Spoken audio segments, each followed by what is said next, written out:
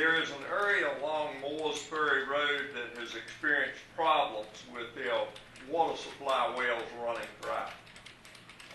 They also have water quality issues for the wells that haven't run dry. The area lies just to the west of the Interstate 95 Exit 4 interchange.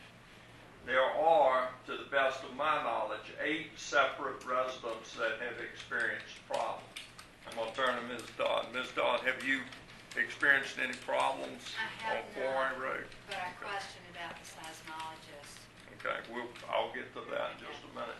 To the best of my knowledge, the area of concern lies just to the south and a little to the east of the existing Vulcan quarry there.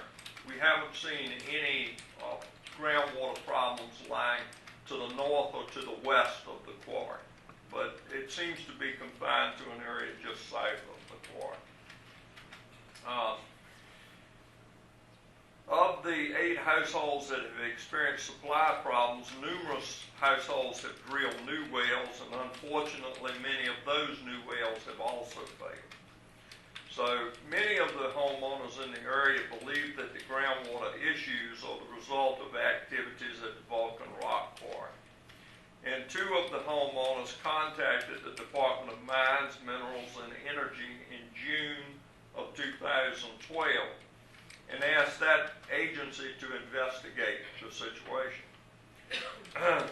DMME reviewed the complaint and found reasonable cause to request that Vulcan Materials conduct a groundwater study in the area. And Groundwater hired a company called Aquafusion Incorporated. And the principal in that firm is a man named Dr. David Buss, B-U-S-S.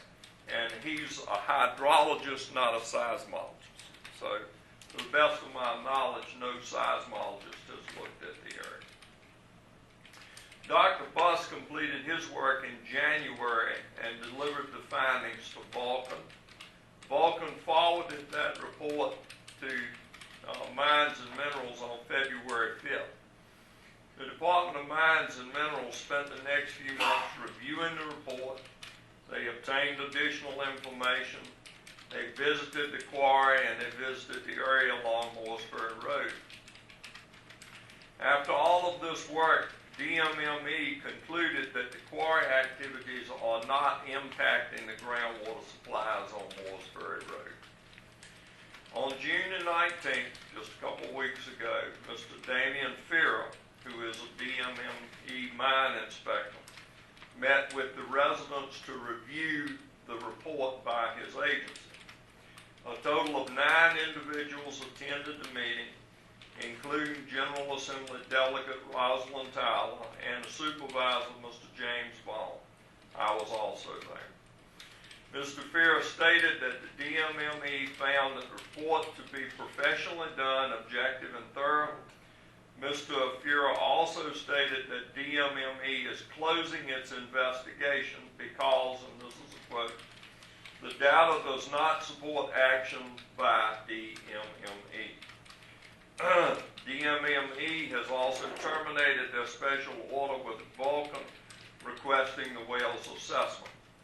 Basically, Dr. Buss's report determined that the groundwater problems in this area are caused by 3 main factors. A lack of rainfall in the area since 2005, the shallow overburden along WaterMooresFerryRoad, and that the wells are located in close proximity to each other. He also concluded that the quarry is contained within its own groundwater basin and is separated from the WaterMooresFerryRoad domestic wells by a well-defined hydraulic boundary. I included in your package a copy of the executive summary from the report. The county and authority staff is sympathetic to this situation. We want to help the residents in this area. We've been searching for ways to assist with the problem, and fortunately the authority operates a small well system on the eastern side of I-95. That system is relatively close to the community. Therefore, it may be possible to extend that system such that it could supply the neighborhood that's currently being affected. In order to begin this effort, it's important that the authority determine the scope and the cost of the project. I respectfully recommend two items to the authority tonight. Number one, authorize the staff to employ a consulting engineering firm to do a preliminary engineering report on the extension of potable water systems and an expansion of the water supply for the area. At a minimum, the PER would determine the improvements and the cost required to convert the existing system to a community waterworks and the improvements and costs associated with the development of a third well. The authority has drilled 3 wells in this area. We currently utilize 2 of them. We do not utilize the third. It was put in as a safety measure in case we needed it, and it appears to be a good decision on the part of the authority to have installed that third well. Secondly, that's one recommendation. Second recommendation is to authorize the staff to work with the affected households such that the existing authority facilities could be used to fill water tanks that are used by some of the residences. Some of the residences in these areas use a water tank and they fill it and that supplies their house. Okay? Be advised, the authority does not, or the authority staff would not view this as a free service.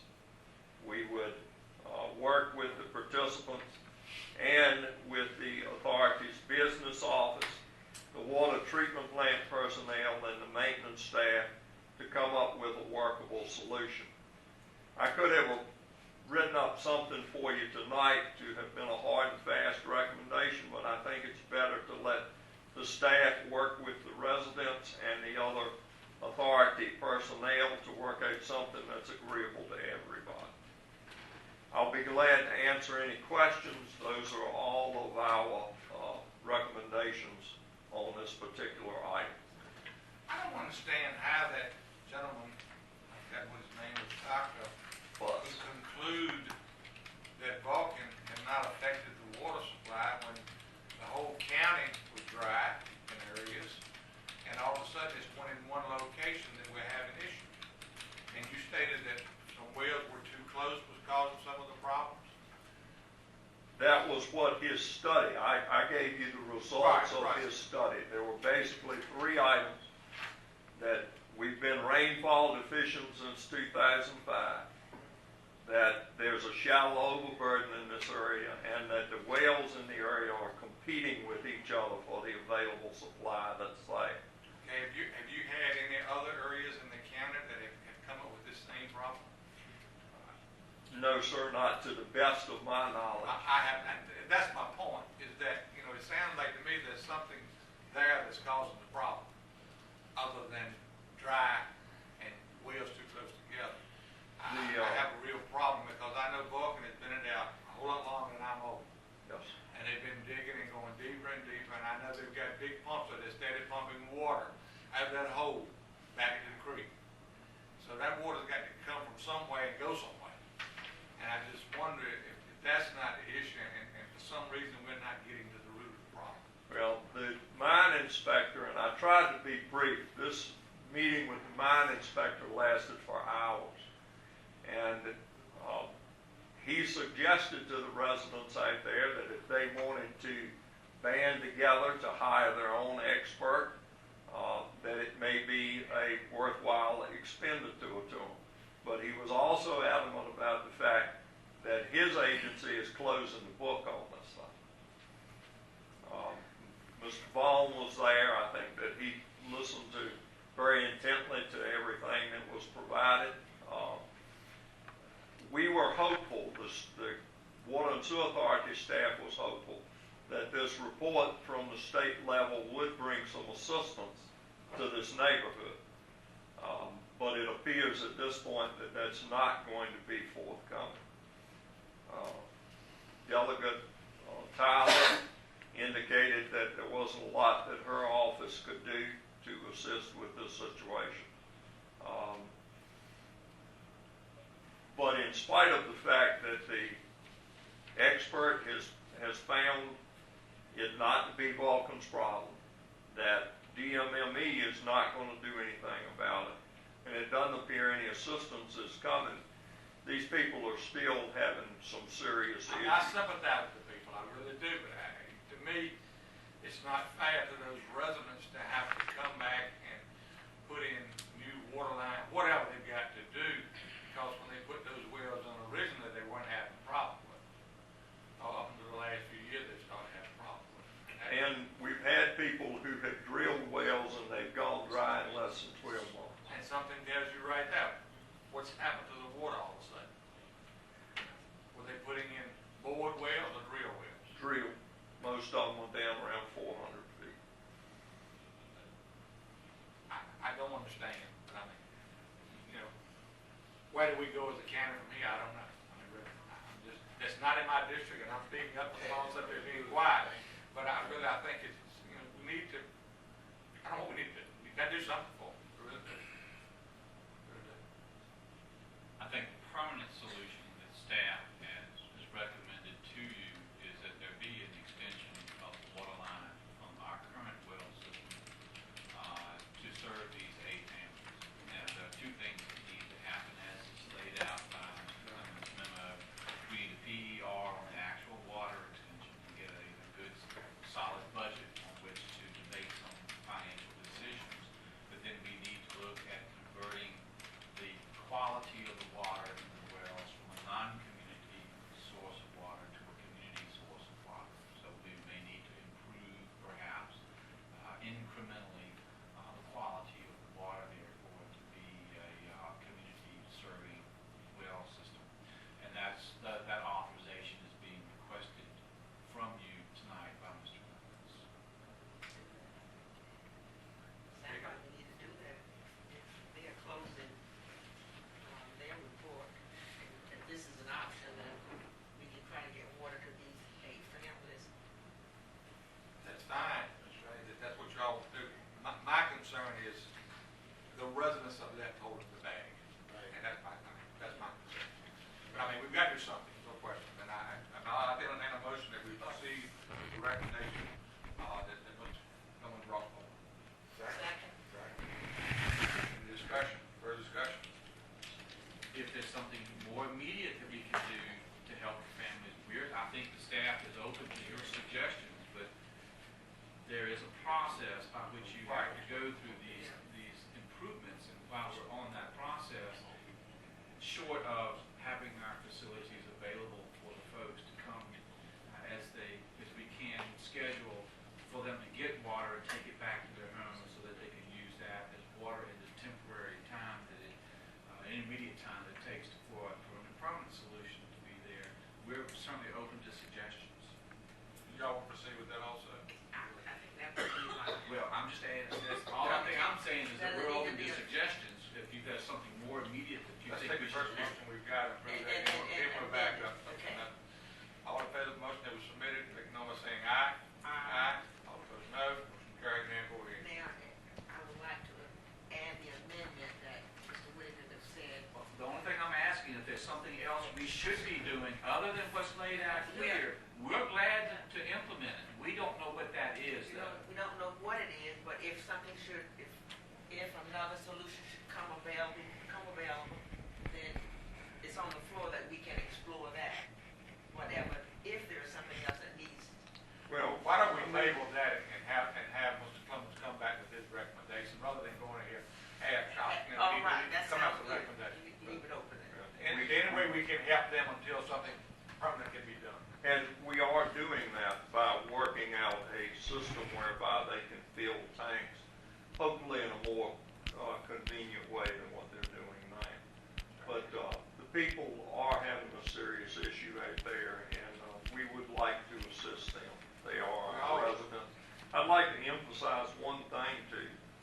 And that is, this is a project that we may, and I'm going to use the word may, be able to assist. We won't know until we find out where a funding stream can come from and how much this is going to cost. That's two things that need to be defined before we can really make a firm recommendation to you on what to do. How much is it going to cost and how we're going to pay for it. But I'd like to just reiterate, the only reason that we can do that is because we are relatively close to this community. If this community had been miles away from where our facilities are, it would not have been possible to have lent much of any assistance to them or hope to them. Well, all three of those wells east of 95. Yes. All three of the authorities' wells are east of I 95. thought they were, I just wanted to make sure. All right. Thank you very much. So you do point water up into the motel, don't you? Yes, sir. We have a water line over there, but all the water supply comes from the eastern side. And That's what I was talking about. we purposely tried to do that in order to not be in the same aquifer that lies to the west of 95. We did a little groundwater study when we put those wells in, and we tried to pick what we thought was a separate aquifer. When you bore 400 feet in the ground, it's really hard to know what you're going to run into. But we made the best educated guess that we could. And so far, that has proved to be, we haven't had a problem yet. Would it be feasible that you work on this cricket power fund and bring us something back to next meeting? No, sir, I don't think we can do it that fast because we're going to need to employ a professional, and they're going to need time to take a look at this. There is one of the biggest things is going to be converting the water system to a community-based system. Right now, it's what's called a non-community-based system because it just serves the businesses at Interstate 95. They're entirely different set of rules and regulations from the health department for community-based water systems that we'll have to adhere to. It's going to be more treatment and it's